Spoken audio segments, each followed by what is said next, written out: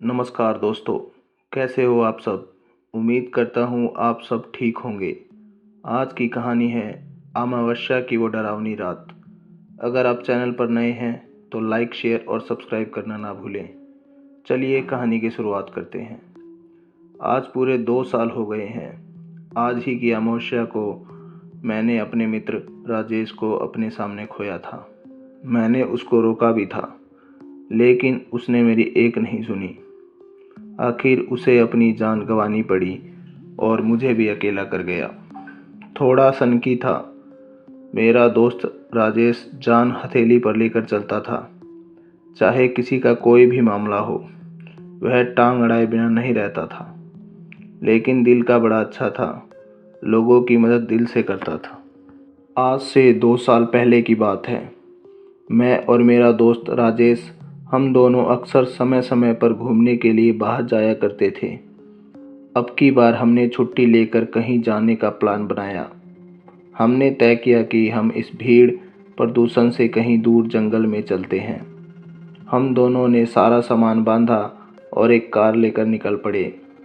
हम दोनों एक ऐसे जंगल में गए जहां पर जानवर का कोई नामो निशान नहीं था। हाँ, छोटे मोटे जानवर तो थे, लेकिन जान को कोई खतरा हो ऐसी कोई बात नहीं थी। इसलिए हम दोनों बिल्कुल निश्चित थे। हम तकरीबन 60 किलोमीटर आगे आ चुके थे, लेकिन हमने एक भी गाड़ी नहीं देखी। सड़क पूरी खाली थी। हमारी कार मानो हवा से बातें कर रही थी। हमने एक अच्छी घाटी पर जाकर कार को रोकी। हमने अपना सारा सामान निकाल कर घर बनाया, फिर खाना खाया और आग जलाकर शराब पीने लगे। राजेश ने कुछ ज़्यादा पी ली थी और टाइम भी ज़्यादा हो गया था। सुबह के 3 बज गए थे। अब हम दोनों सो गए। फिर हम अगले दिन दोपहर को 2 बजे उठे। राजेश नशे के धुत में ही सो गया था, इसलिए उसको कुछ खुजली हो रही थी, इसलिए उसे नहाना था। मैंने बोला, चलो मैं भी नहा लेता हूँ। चलो हम कहीं पानी ढूंढते हैं। हम दोनों ने अपने कपड़े एक बैग में लेकर पानी को ढूंढने के लिए निकल गए। हम काफ़ी इधर उधर घूमे, लेकिन कहीं पानी नहीं मिला। मुझे लगा कि अब हमें पानी तो मिलने वाला नहीं है, चलो चलते हैं। राजेश बोला, मुझे भी ऐसा ही लगता है, हमें वापस चलना चाहिए। वैसे भी हम बहुत आगे आ गए हैं। हम दोनों वापस लौटने लगे, लेकिन एक समस्या हो गई। फिर हम जिस रास्ते से आए थे उसका तो हम अंदाज़ा ही नहीं लगा पाए। अभी अंधेरा भी होने वाला था। हमने अंदाज़ा लगाया और मेन रोड की तरफ निकल पड़े, और थोड़ी देर बाद हम मेन रोड पर भी पहुंच गए। हम वापस घर की तरफ निकल पड़े, लेकिन हमको पता नहीं था कि हम उल्टी दिशा में जा रहे थे। थोड़ी देर बाद पानी की बोलने की आवाज़ आई, लेकिन अभी अंधेरा भी हो चुका था। हम किसी भी तरह अपने टेंट पर वापस लौटना चाहते थे। पुल के पास पहुँचे तो वहाँ क्या मस्त हवा चल रही थी, ठंडी हवा। हम ठंडी हवा में पुल की रेलिंग पर बैठ गए। तभी दूर कहीं भेड़िए की रोने की आवाज़ आई।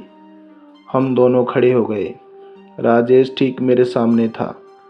तभी आकाश में एक बड़ा काला रंग का पक्षी उड़ रहा था और बोल रहा था, मानो वह हमें यह कहना चाहता था कि यहाँ से चले जाओ, यहाँ रुकना ठीक नहीं है।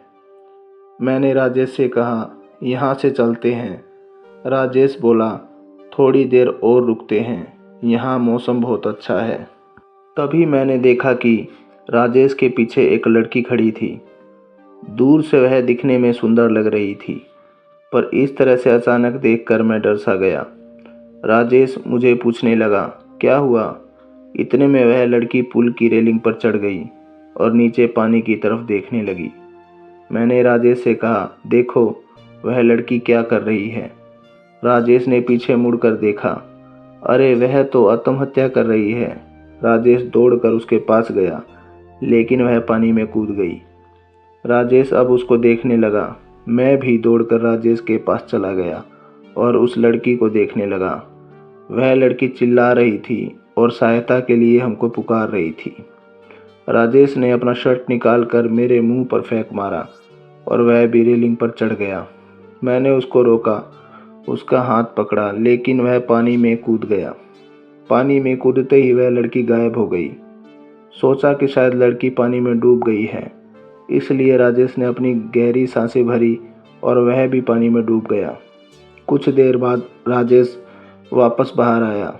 मैंने राजेश को जोर से पुकार कर पूछा, लड़की मिल गई क्या?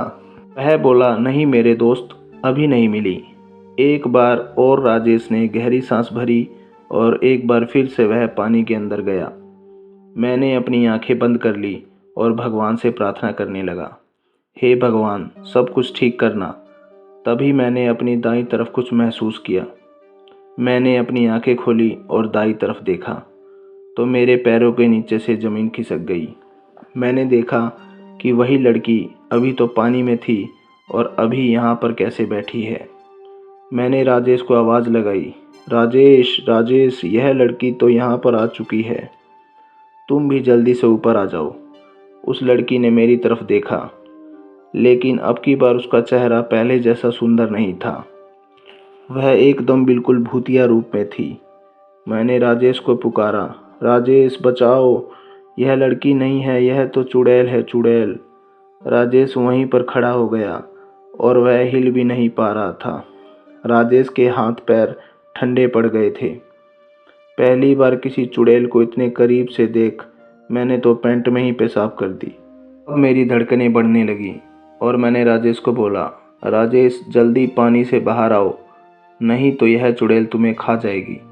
अब राजेश के हाथ पैर बिल्कुल ठंडे पड़ गए और वो वहीं पर खड़ा रहा।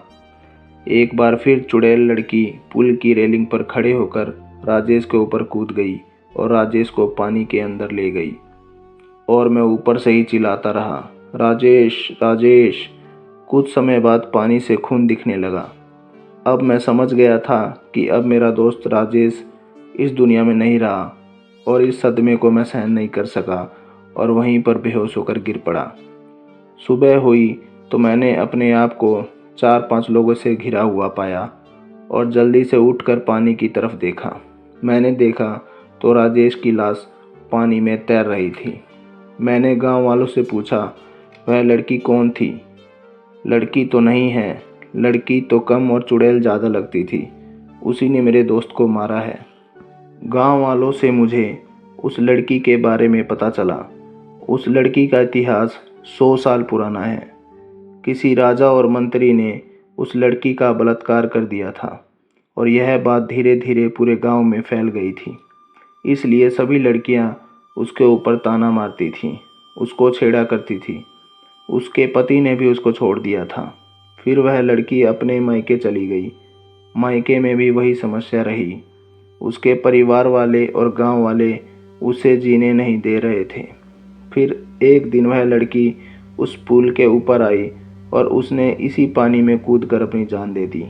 तभी से वह लड़की सभी लोगों को जान से मारकर उसका खून पीती है।